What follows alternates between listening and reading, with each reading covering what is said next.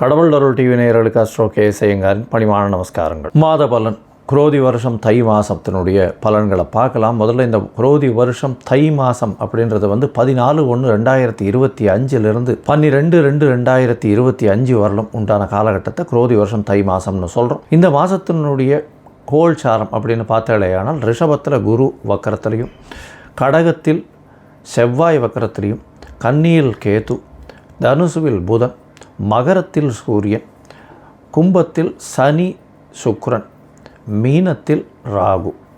இந்த மாதத்தில் பார்த்தாலேயானால் வரக்கூடிய மாற்றங்கள் அப்படின்னு சொல்லக்கூடியது 18ஆம் தேதி 18/1/2025 அன்றைக்கி செவ்வாய் வக்கரகதியில் மிதுனத்துக்கு போகிறார். அதாவது புனர்பூசம் 1ஆம் பாதத்துக்கு போகிறார்.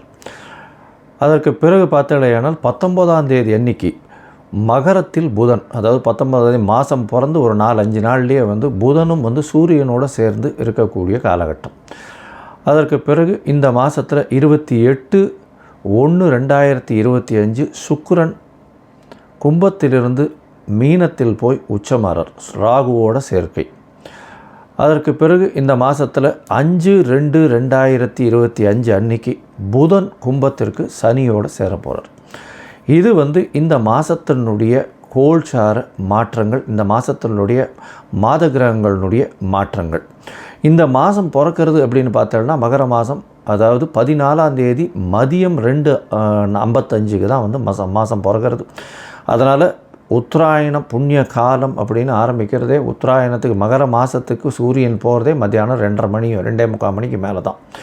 அதனால் தை பொங்கல் வைக்கக்கூடிய நேரமும் நான் உங்களுக்கு பார்த்து இன்டிமேட் பண்ணுறேன். சரி, இந்த மாதத்தில் வரக்கூடிய விசேஷ நாட்கள் என்ன அப்படின்னா, இந்த மாதம் பிறந்த உடனே 14ஆம் தேதியே தைப்பொங்கல், 15ஆம் தேதி மாட்டுப்பொங்கல். இந்த வருஷம் சற்று கம்மியாக இருக்கும். ஏன்னா குருவும் வக்கரகதியில் செவ்வாயும் வக்கரகதியில் இருக்கிறதுனால இந்த முகூர்த்தங்கள் பார்த்து வைக்கிறது கொஞ்சம் கஷ்டமாக இருக்குது. கொஞ்சம் பார்த்து இது பண்ணுறது நல்லது. ஏன்னா 2 கிரகங்களும் ரொம்பவும் முக்கியமான கிரகங்கள் திருமணத்தை பொறுத்தவரையிலும். அந்த 2 கிரகங்களும் வக்கரத்தில் இருக்கிறதுனால சற்று இந்த முகூர்த்த தினங்களுக்கு சற்று பின்னடைவு இருக்கிறதா பார்க்குறேன். இது தியாகராஜ ஆராதனை 18/1/2025 அன்றைக்கி இது வருது. தை மாதத்தில் வாஸ்து புருஷன் கண் விழிக்கும் நேரம் வேறு வருது. மிகவும் விசேஷமான காலகட்டம். வாஸ்து புருஷன் கண் விழிக்கும் நேரம் அப்படின்னு சொல்லக்கூடியது 9:52 11:22 வரலும் இருக்கக்கூடிய காலகட்டம். வாஸ்து புருஷன் கண் விழிக்கும் நாளில் இந்த மனைக்கால் ஊன்றது, அதை தவிர புதுசாக ஒரு வீடு கட்டுறது, வீட்டுக்கு உண்டான பத்திரங்கள் பதிவு பண்ணுறது, அதே சமயத்தில் வீட்டுக்கு உண்டான பேச்சுக்களில் அட்வான்ஸ் கொடுக்கறது, இந்த மாதிரி விஷயங்களும், புதுசாக வீடு கட்டணும்னு லேண்டு பார்த்து வச்சுருக்கீங்கன்னா லேண்டுக்கு பூஜை போடுறது, மனை பூஜை போடுறது, புதுசாக ப்ராஜெக்ட் எதாக இருந்தாலும் ஆரம்பிக்கிறது, இதெல்லாம் ஒரு பெரிய ஏற்றத்தை உங்களுக்கு கண்டிப்பாக கொடுக்கும். அந்த ப்ராஜெக்டில் எந்த ஒரு பிரச்சனையும் வராத அளவுக்கு நல்லபடியாக நடக்கக்கூடிய காலகட்டமாகவே நிச்சயமாக அமையும். 29/1/2025 அதாவது தை அமாவாசை, உத்தராயண புண்ணிய காலத்தின் முதல் அமாவாசை. அதாவது தேவர்கள் பகல் பொழுதில் நடக்கக்கூடிய முதல் அமாவாசை. எப்பொழுதுமே தை மாதம், ஆடி மாதம், அதுக்கப்புறம் புரட்டாசி மாதம், இந்த அமாவாசையெல்லாம் ரொம்பவும் விசேஷம். இந்த அமாவாசைகள்லாம் பித்ருக்கள் நம்மளுடைய லோகத்துக்கு நம்மளோட சேர்ந்து இருக்கிறதா ஐதீகம். அதனால் இந்த அமாவாசைக்கு தாய் தந்தையர் இல்லாதவர்கள் கண்டிப்பாக பித்ருக்களுக்கு கொடுக்க வேண்டிய அவர்களுக்கு தர்ப்பணங்கள், அதை தவிர பித்ருக்களுக்கு சேர வேண்டிய விஷயங்களை பண்ணுறதும், அதை தவிர அருகில் இருக்கக்கூடிய அந்த கோவிலுக்கு போயிட்டு வர்றதும் அதன் மூலியமாக நல்ல ஒரு ஏற்றம் கிடைக்கக்கூடிய காலகட்டம். உங்களுடைய தோஷங்கள் பித்ருக்களுக்கு பண்ணாதது தோஷம் வரும், பண்ணிங்கன்னா நல்ல ஒரு ஏற்றம் வரக்கூடிய வாய்ப்புகள் நிச்சயமாக உண்டு. அடுத்த ஜென்ரேஷனும் நல்லபடியாக இருக்கும். அதை தவிர பார்த்தோம்னா இந்த வருஷம் ரத சப்தமி, அது 4/2/2025 அந்த அன்றைக்கி வருது. அதாவது சூரியன் தேர்கால் திரும்புறதுன்னு சொல்லுவாள்.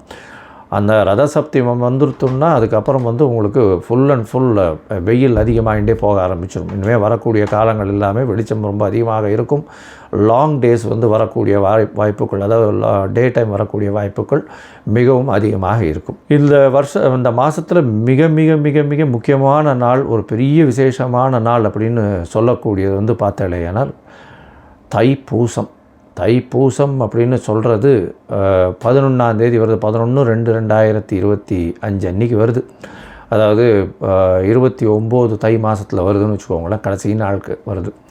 தைப்பூசம் அப்படின்றது வந்து முருகனுக்கு அலகு குத்துறது, வேல் சுமக்கிறது, அது தவிர காவடி சுமக்கிறது, பால் குடம் எடுக்கிறது, இதெல்லாம் நிறைய விஷயங்கள் நடக்கும்.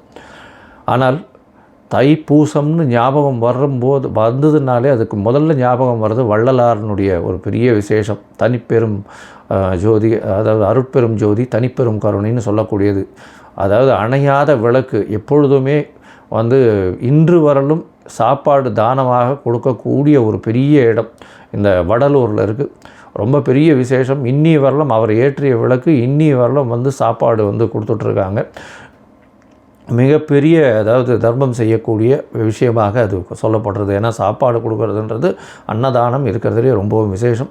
அதுவும் வந்து இத்தனை வருடங்களாக கண்டினியூஸாக டெய்லி கொடுத்துட்ருக்காங்கன்னா ரொம்ப பெரிய விஷயம். அது வந்து ஃபாலோ பண்ணுறதும் ரொம்ப கஷ்டம், அதை செய்கிறதும் ரொம்ப கஷ்டம். அதை பண்ணிகிட்ருக்காங்க அப்படின்னும்பொழுது மிகப்பெரிய ஆச்சரியமான விஷயம். அண்ட் கண்டினியூஸாக பண்ணுறதுல ரொம்பவும் சந்தோஷம். அவங்களுக்கு பெரிய அதாவது கோடி நமஸ்காரங்களை அவங்களுக்கு நிச்சயமாக தெரிவிக்கணும். இப்போது மேஷம் முதல் மீனம் வரை இந்த தை மாதத்தின் பலன்களை பார்ப்போம். அதற்கு முன்னாடி உங்கள் எல்லோருக்கும் என்னுடைய பொங்கல் திருநாள் நல்வாழ்த்துக்கள். அது தவிர இந்த உத்தராயண புண்ணியகாலம் நல்லபடியாகவே நல்ல மாற்றங்களோடும் ஏற்றங்களோடும் உங்களுக்கு பிறக்கணும்னு நானும் ஆண்டவனை வேண்டிக்கிறேன். உங்கள் எல்லாருக்கும் ஆசீர்வாதங்கள். இந்த மாதத்தில் பார்த்தலையானால் நிறைய முகூர்த்தங்கள் வரணும். ஆனால் இந்த சற்று முகூர்த்தங்கள் கம்மியாக இருக்குது. இளைஞர்கள் கல்யாணத்துக்கு பார்த்து கொண்டிருக்கிறவர்களுக்கு நல்லபடியாக கல்யாணம் வரணும் அப்படின்றத வேண்டிக்கிறோம். சரி, இப்போ மேஷம் முதல் மீனம் வரை உண்டான ராசிகளுக்கு என்னென்ன பலன்கள் அப்படின்றத பார்ப்போம். அதற்கு முன்னாடி என்னுடைய மொபைல் நம்பர் ஸ்க்ராலிங்கில் போயின்னு இருக்கும். உங்களுக்கு ஒருவேளை ஏதாவது அஸ்ட்ராலாஜிக்கல் கன்சல்ட் தேவைப்படுமேயாயின் நீங்கள் எனக்கு ஃபோன் பண்ணுங்க. இப்போது மேஷம் முதல் மீனம் வரை ஒரு ராசியாக பார்க்கலாம். ரிஷபம், கிருத்திகை, ரோகிணி, மிருகசீரிஷம் இந்த 3 நட்சத்திரம் 9 பாதங்களை கொண்ட ராசி. ராசியின் அதிபதினு சொல்லக்கூடியவர் சுக்கிரன். உங்களுடைய ராசிக்கு பார்த்தேனால் சுக்கிரன் அதாவது ராசிநாதன் அவர் வந்து போய் 10ஆம் இடத்துல போய் உட்காந்துருக்கிறது பெரிய விசேஷம். அதுவும் சனியோடு சேர்ந்துருக்கிறதுனால எடுத்த காரியங்கள் அனைத்தும் வெற்றி பெறக்கூடிய வாய்ப்புகள் நிச்சயமாக உண்டு.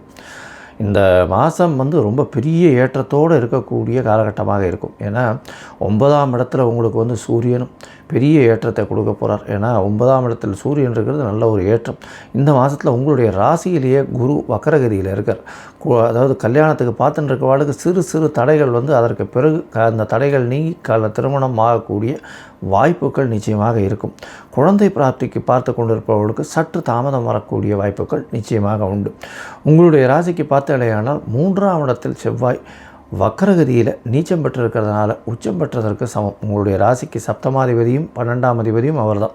அதனால் இளைய சகோதரர்கள் மூலியமாக நல்ல ஒரு ஏற்றம் இருக்கக்கூடிய காலகட்டமாக அமையும். அது தவிர முயற்சிகள் எல்லாமே கைகூடக்கூடிய காலகட்டமாக இந்த மாதம் அமைய போகிறது. இந்த மாதத்தில் பார்த்தாலேயானால் 18ஆம் தேதி 18/1/2025 அன்றைக்கே வந்து அதாவது செவ்வாய் உங்களுடைய ராசிக்கு 2ஆம் இடத்துல வக்கரகதியில் வரார். புனர்பூசம் 1ஆம் பாதத்தில் வரார். இதன் மூலியமாக பார்த்தாலேயானால் பேச்சில் கொஞ்சம் படபடப்பு இருக்கும். செலவுகள் கொஞ்சம் அதிகமாக இருக்கும். இருந்தாலும் வரவுகள் அபரிமிதமாக இருக்கும். திடீர் பொருள் வரவுகள் வரக்கூடிய காலகட்டமாக அமையப்போகிறது. இந்த மாதத்தில் வந்து பேச்சில் ரொம்ப ஜாகிரதையாக இருக்கிறதும். ஏன்னா பேச்சில் பார்த்தோன்னா செவ்வாய் இருக்கிறதுனால 2ஆம் இடத்துல கொஞ்சம் பட்பட்னு பேசக்கூடிய வாய்ப்புகள் மிகவும் அதிகம். உங்களுடைய ராசிக்கு 8ஆம் இடத்துல புதன் மறைந்து இருக்கக்கூடிய காலகட்டமாக இந்த மாதத்தில் ஆரம்பத்தில் இருக்கார்.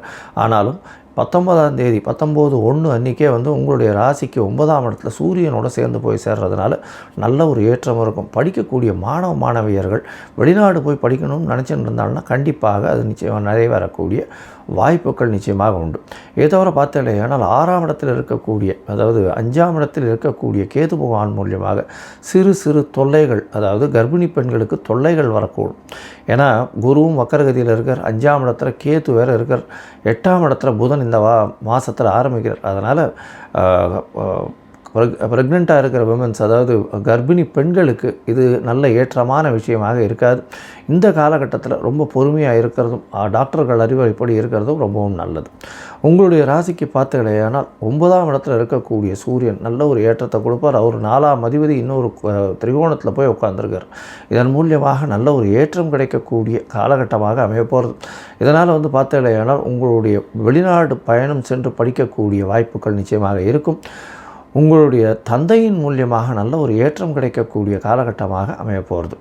இந்த மாதத்தில் பார்த்தீங்கன்னா ராசிக்கு 10ஆம் இடத்துல இருக்கக்கூடிய சுக்கிரன் உங்களுடைய ராசிக்கு 4ஆம் இடத்தையும் பார்க்கறதுனால நல்ல ஒரு சுகம் இருக்கக்கூடிய காலகட்டமாகும்.